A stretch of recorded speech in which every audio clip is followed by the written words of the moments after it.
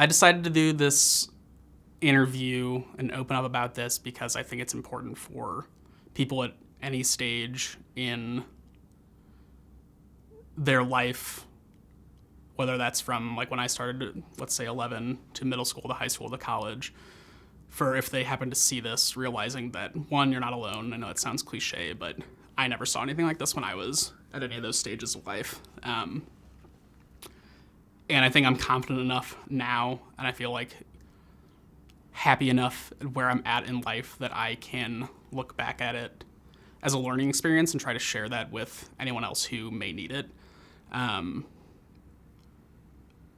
But I would also say that at many points throughout this interview, I've sat here saying, like, why am I doing this too? Like, how am I doing this? Like, there's a light right here.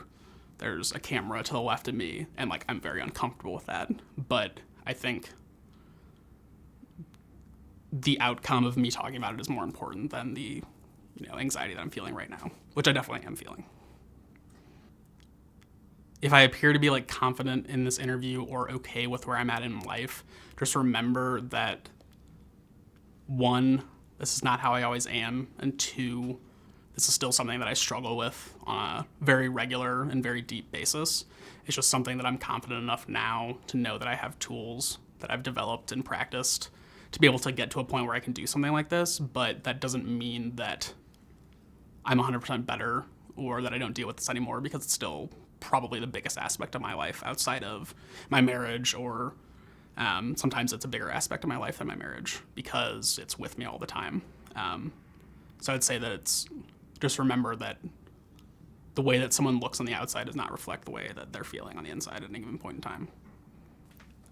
In an ideal world, I don't think we would have to say that it's important for me as a man to be talking about this, because I think anyone should be able to talk about their issues. But unfortunately, I think we do still live in a time where it's a lot easier for men to just default to saying, like, oh, we don't talk about that, or, like, just shake it off, like as if it was a sports injury. If someone shakes something off too many times, that's how you find out about people who have truly been struggling with something. How you find out people who went to the point of committing suicide. How you lose really good friends in life because they didn't feel like they had an avenue to talk about anything. And, like, to me, that's the worst feeling, if you feel like you can't tell anyone about it. And I know there are people there who literally probably feel like they have no one to talk to. They might consider themselves not to have any friends or family they can talk to about it.